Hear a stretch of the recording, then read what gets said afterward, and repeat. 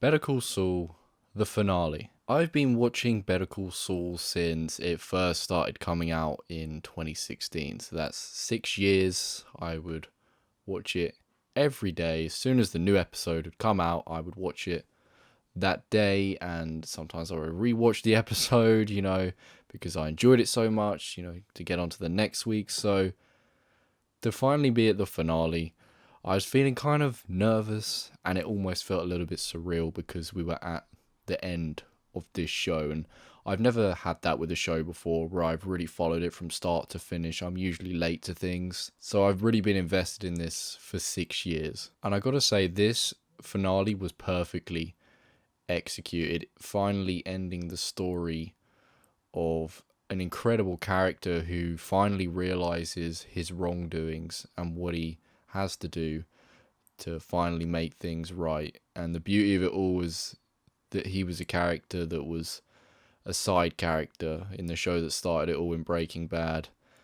And this show has just evolved him into something incredible and such an interesting character. For me, this episode ticked every box. It rounded off the Better Call Saul and the Breaking Bad story perfectly, and the last 5 minutes just had me in tears. I was a broken man. As I said last week, Jimmy needed to stop running, trying to get away from everything. He just needed to accept who he was and the mistakes he'd made and just stop running, and that's what he did in this episode. Starting off with a cutback to the desert, it was a great way to start the theme of regret and of course a reference to the book The Time Machine that has actually been shown in early episodes of the season. Now I didn't realize this because I'm not as smart as other people, but I saw that it was actually on like his desk or one of his tables in his manor when they're clearing his house at the start of season 6, and it's also on his bedside table in episode 2 or 3.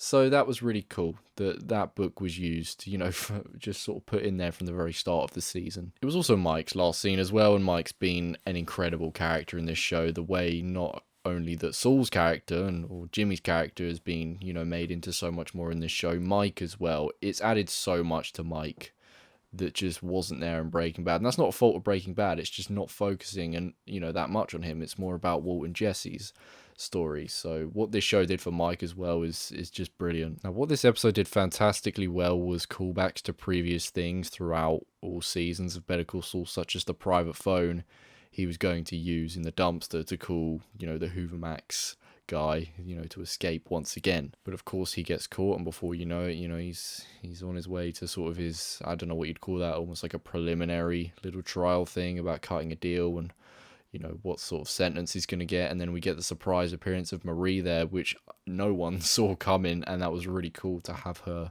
involved there. Of course, she wants to see Saul sink, and Saul doesn't want to sink, or so it seems, and then he gets Bill Oakley as his lawyer, which is really cool to have him back. I like how these characters that can seem like 1 or 2 episode characters that just aren't going to appear again in like a later season, and then they do. It's great. And of course it seems like Saul being Saul, he's being the sleazy guy once again, trying to cut a deal, trying to only benefit himself, and of course it just seems horrible because he's doing that, and it also seems like he's going to be throwing Kim under the bus. But the fact that it built all this up, and then we get to that courtroom scene, and then, initially he says he wants to be called Saul Goodman, and then he says, "My name is James McGill." It's in that moment you realise, oh, yes, this is what we've been wanting. We've wanted Jimmy back. We've wanted him to realise who he really is. We know that he's finally realising his wrongdoings and owning up to them. Another callback here that was used was the exit sign, which is of course a direct callback to the exit sign in the episode Chicanery when Chuck loses, the courtroom trial against Jimmy. And then, of course, you get the Chuck flashback scene, which was very, very great. I was really hoping we'd see Chuck one more time in this show, because it's only when he's gone that you realise how right he was and how he was a sick man.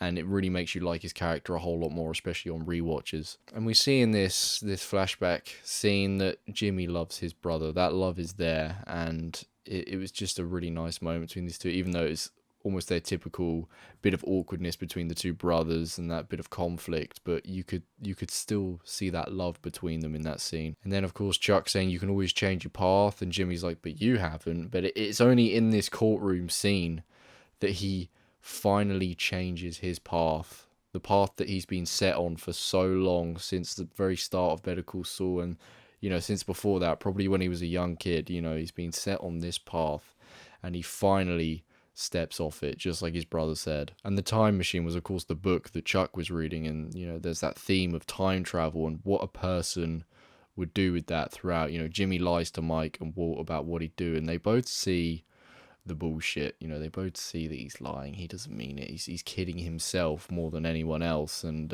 it's tragic when you see it in those scenes, and it really sets this idea in our heads when we're watching, like, oh, he's never going to change, is he? He's never going to realize. Also, that Walt scene was great as well. It was really cool to have him back, and I like when Saul asked him about regret, you see him look at the watch that Jesse gave him.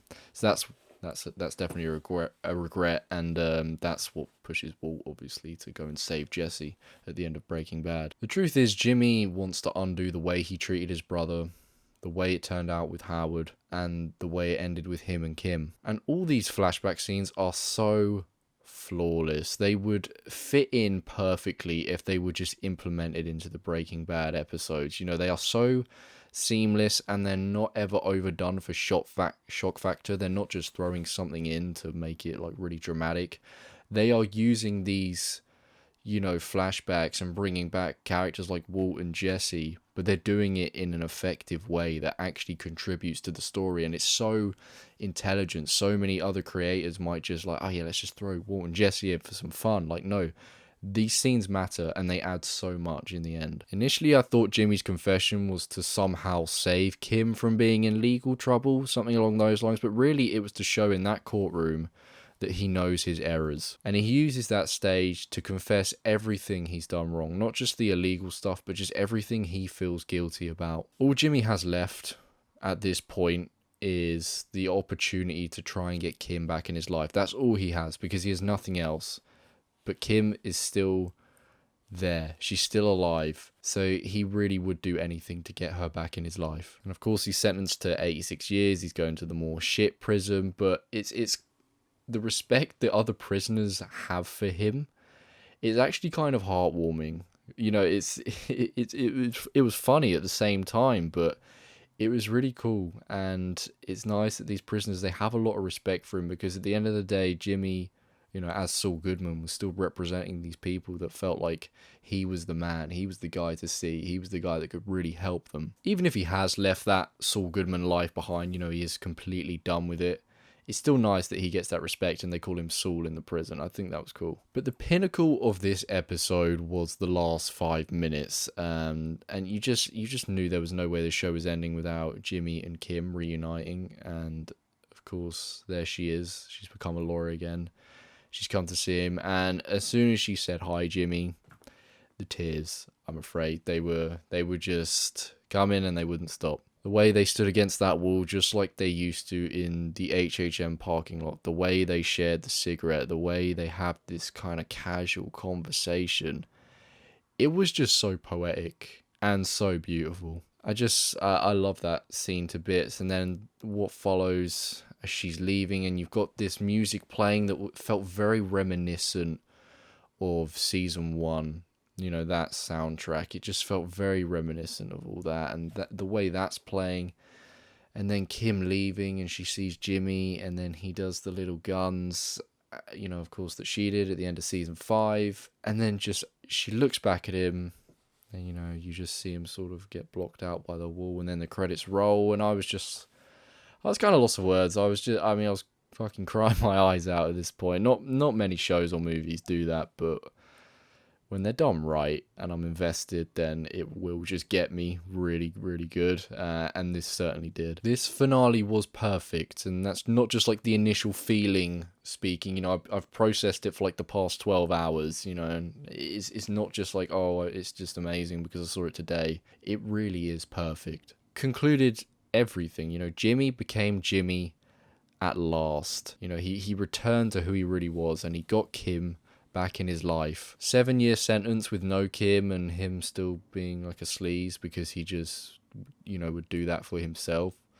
Or 86 years, so the rest of his life, but he has Kim back in his life. It's an absolute no-brainer. This show has been a love story, really, and I love the way it concluded. The two, these two lovers just back together, and it was bittersweet in a sense, and I know I and probably several other people dreamed of them reuniting, like, and just getting back together and like living happily ever after. No one's in prison, but at the end of the day, Jimmy needed to face punishment because we love him, but he has made mistakes. And it almost feels like this prison sentence, whilst it is for crimes he did in building Walt's empire, it almost feels like he's paying the price for the things he's done to people personally, like his brother and Howard. Even though he didn't directly kill them, he was so very responsible for what happened to them, and that's almost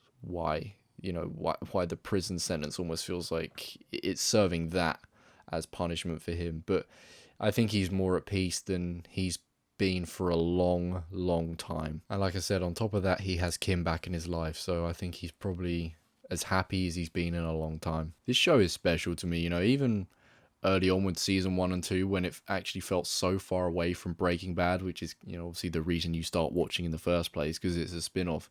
I was still so invested, and I was so committed to just the show as a whole, and the complex characters and their complex relationships made it so fascinating. And even though it seemed like less was at stake, it felt so much more impactful because of the way these characters were. And then the seamless setup for Breaking Bad, it just leaves me with no doubt in my mind that this, for me, is the better show, and it's the show I hold higher. In terms of a show that spans multiple seasons, I've never seen anything better than this. This is easily the best show I've ever seen, and I just can't praise every element of it enough. And I could praise each actor and writer and director and editor and producer and whoever did the score for the whole show, but there's no need because everyone did an incredible job. I love this show. The finale today was 10 out of 10. The show as a whole, seasons 1 to 6, is 10 out of 10. And I can promise you that this is something I will rewatch at least every 1 to 2 years, no doubt. This beautiful journey is over, and just what a story it's been. I'm sad it's over, but it's ended perfectly. It's so well done, and thank you to you guys for watching along with these videos and joining along. I really appreciate the views, and it's been really fun reviewing a series like this from start to finish. It's been really fun talking about it and theorizing and really dissecting all the different parts, because I have such a passion for this show. And hopefully there's more shows in future that are like that, because I enjoy doing these videos. But regardless, thank you all very much for watching. If you've seen the finale and the show in general, please let me know what you think about this ending. And yeah, I'll see you in the next one. Bye bye.